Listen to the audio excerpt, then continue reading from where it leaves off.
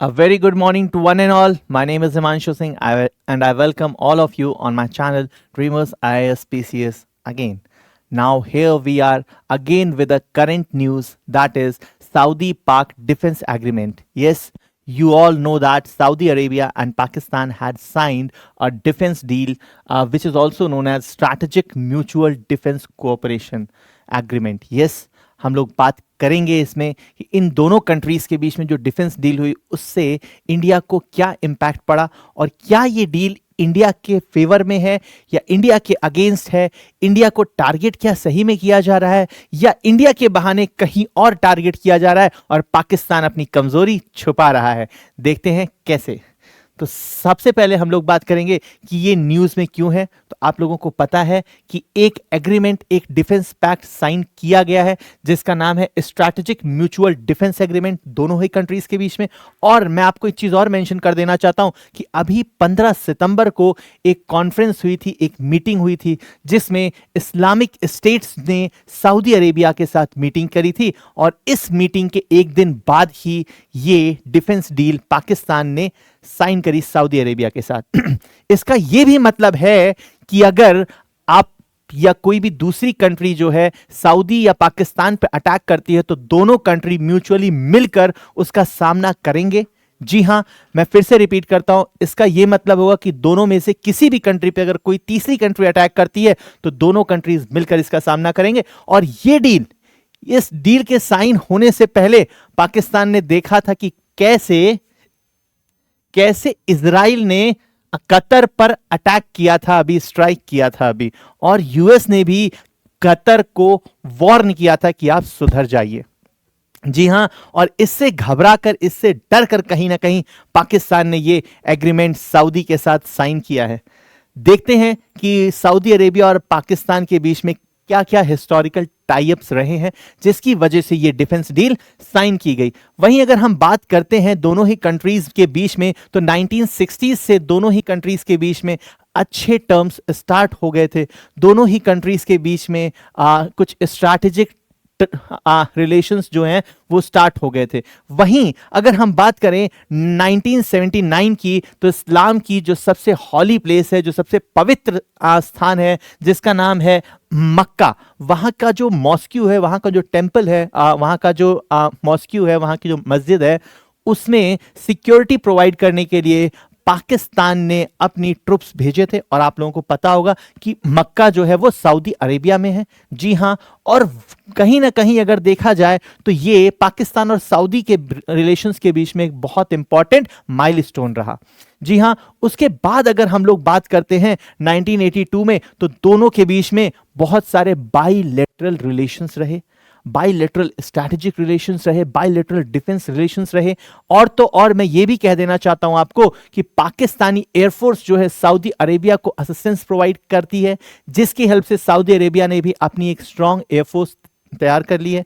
दोनों ही देशों के बीच में बहुत सारी डिफेंस एक्सरसाइजेस भी होती हैं, जॉइंट मिलिट्री एक्सरसाइजेस होती हैं, और कहीं ना कहीं पाकिस्तान जो है अपनी स्ट्रैटेजिक पावर से सऊदी को इन्फ्लुएंस करने की कोशिश करता है। और पाकिस्तान के हालात आप सभी जानते हैं आजकल क्या है, वो हर जगह हर किसी से पैसे मांग रहा है। उसने वर्ल्ड बैंक, आईएमएफ, वर्ल्ड की किसी कंट्री के सामने हाथ फैलाना नहीं भूला है, सबके सामने हाथ फैला रहा है, यूएस के पास हाथ फैला रहा है, सबके सामने हाथ फैला रहा है। और वही पाकिस्तान अब सऊदी अरेबिया के पास पहुंच गया कि भैया कुछ तो हम पे एहसान कर दो, हम और तुम एक ही रिलीजन के हैं। जी हां, ये बातों पर फोकस किया गया कि दोनों ही इस्लामिक कंट्री है, इसलिए इनके बीच का जो बॉन्ड होना चाहिए, जो एग्रीमेंट्स होना चाहिए, वो डीपन होना चाहिए।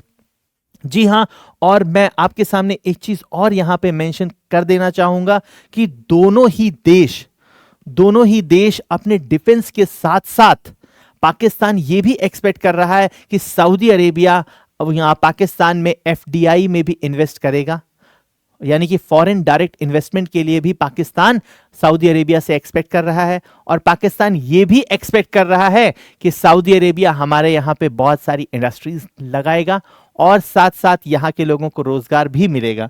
जी हाँ, ये पाकिस्तान का एक बहुत बड़ा कहीं ना कहीं एक लालच है, और सऊदी अरेबिया इतना सीधा तो नहीं है। सऊदी अरेबिया भी अपना फायदा देखना चाह रहा है, वो कहीं ना कहीं अपनी आर्मी को, अपने फोर्सेस को स्ट्रांग बनाना चाह रहा है, और पाकिस्तान भी सोच रहा है कि मुझे जो भी पैसे वहां से मिलेंगे उससे मैं यूएस से हथियार खरीदूंगा, और सऊदी सोच रहा है कि मैं पाकिस्तान के साथ मिलकर अपने दुश्मनों से काउंटर कर सकूंगा। आइए देखते हैं कौन है इनका दुश्मन। ये देखिए मैप में, ये है पाकिस्तान, ये है आपका सऊदी अरेबिया, और इनके बीच में एक बहुत मेजर कंट्री है जिसका नाम है ईरान। मैं मेंशन कर देना चाहता हूं, ये जो कंट्री है Iran, this is basically a Shia dominance country. जी हां, ये एक शिया डोमिनेटिंग कंट्री है, और पाकिस्तान और सऊदी अरेबिया की अगर हम बात करें तो ये सुन्नी डोमिनेटिंग कंट्री है, और आप लोगों को शिया और सुन्नी की राइवलरी का पता है। और कहीं ना कहीं ये जो कंट्री है ईरान, इसे हाउती रिबेलियंस का भी साथ मिला हुआ है, जो कि time to time Saudi Arabia को और कई सारे इस्लामिक नेशन है उन्हें परेशान करने का काम किए रहता है। तो ये दोनों कंट्रीज ने आपस में डिफेंस डील करी है, बेसिकली ईरान को काउंटर करने के लिए। ठीक है साहब, हम लोग और आगे आते हैं, देखते हैं गवर्नमेंट ऑफ इंडिया ने अपना स्टेटमेंट दिया है और कहा है कि सऊदी पाकिस्तान जो डील हो रही है, डिफेंस डील हो रही है, इसे हम बहुत ही क्लोजली ऑब्जर्व कर रहे हैं, और हम ये भी देख रहे हैं कि इसके क्या इंप्लीकेशंस हो सकते हैं, क्या प्रोज एंड कॉन्स हो सकते हैं, उस पर हम स्टडी कर रहे हैं, और हम भारत के लोगों को ये अश्योर कर रहे हैं कि नेशन इंटरेस्ट प्रायोरिटी पर रहेगा, नेशनल सिक्योरिटी प्रायोरिटी पर रहेगी, उससे कोई कॉम्प्रोमाइज नहीं किया जाएगा। तो आइए हम बात करते हैं कि सऊदी अरेबिया इंडिया के अगेंस्ट कोई एक्शन क्यों नहीं ले सकता।